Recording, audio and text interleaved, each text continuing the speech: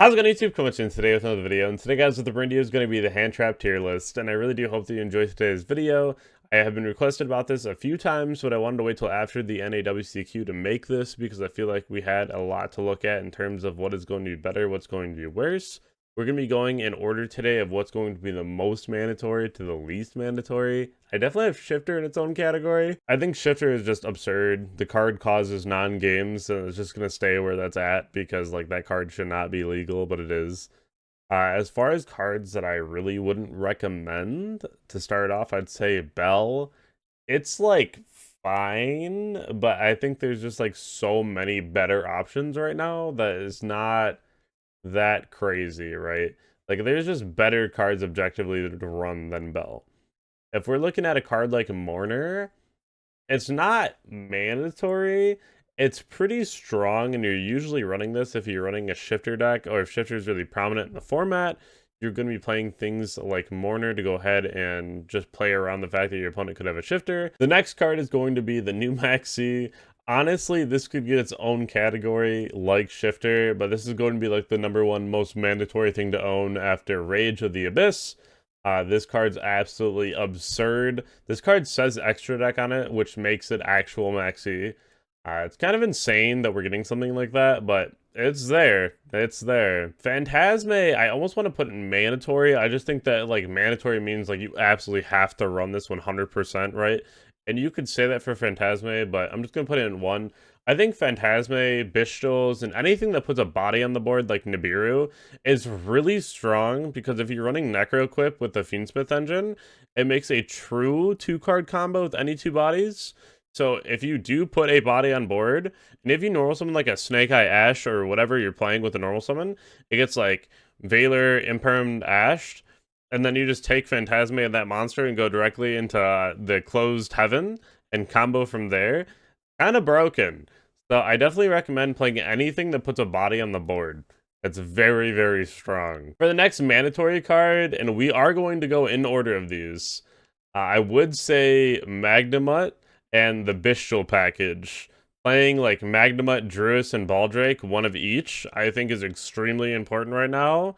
And again, just like throwing bodies on the board, these cards are just broken. Like, I think that if you can be maining Bestials right now, you should be maining Bestials. They're just so good, especially against the Fiendsmith engine, against Ubel, randomly even against like IP in the grave where you can get rid of it before your opponent can Flame Barrage it back. There's so many instances where Bestials just come up, and again, they're just massive bodies, and they can challenge an Appaloosa, which is really strong.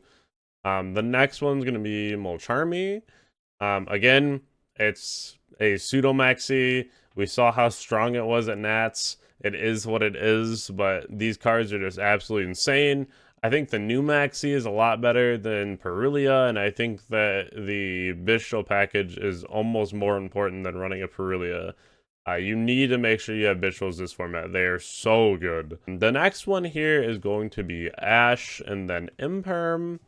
I think both of these are pretty standard in most formats. I think there's only ever been one format I've been a part of where Ash was just like a horrible card. And then like Count to 9 format or Virtual World format with VFD was when Imperm and Valor were terrible cards. So definitely very interesting. I think that if we're talking about other cards that are just absolutely mandatory right now, I would say Valor as well. Valor is definitely still very broken to play, but if I only had 9 slots to play in my deck at the moment, it's probably going to be like the new Maxi, Bestials, and like Ash. If you're siding the Maxi, then it'd be maining Bestials, Ash, Imperm. And then if you have more spots later on, you could add Valors. But I think this is like the mandatory lineup that you have to run. I think that the Phantasme is a fantastic card right now, especially just trying to be able to get to more of your non-engine. But I would say that Nibiru is even better than it used to be at the moment, but it's still probably behind Phantasme for me. I think Phantasme, again, is just so good. So many targeting effects right now that you can just go ahead and nullify with this. So it's pretty nice. I do think that that is really strong.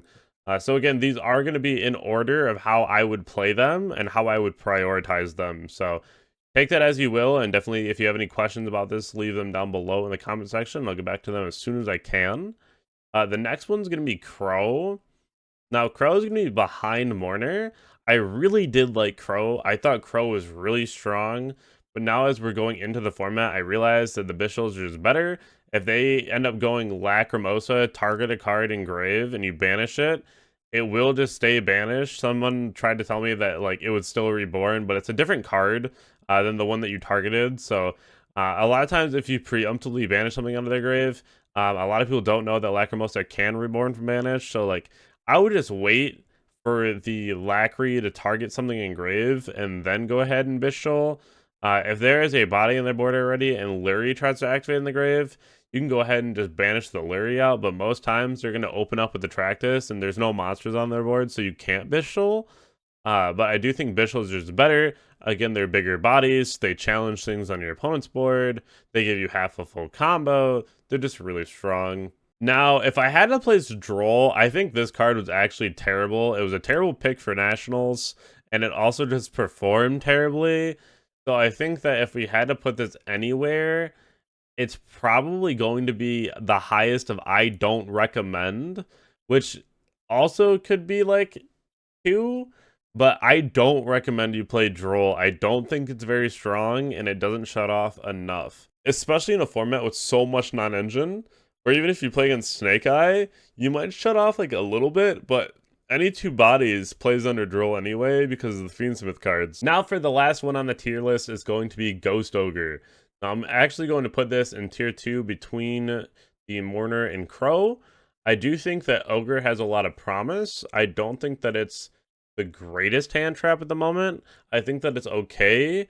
Usually I'm advocating for it, so it's definitely just not in the best spot. It did perform very well at the event, so I will put some respect on the fact that like it's not terrible, but these are the hand traps that I definitely play before any of these. I think Mourner is fine, but it's definitely just like a call of the player who adds it to their list if they want to or not. I think that this is sufficient, but if you want more like target negation, then like you can have Mourner. It's also better if you think there's a lot of shifter in the room. So I think that's where like a lot of people ended up going with Mourner.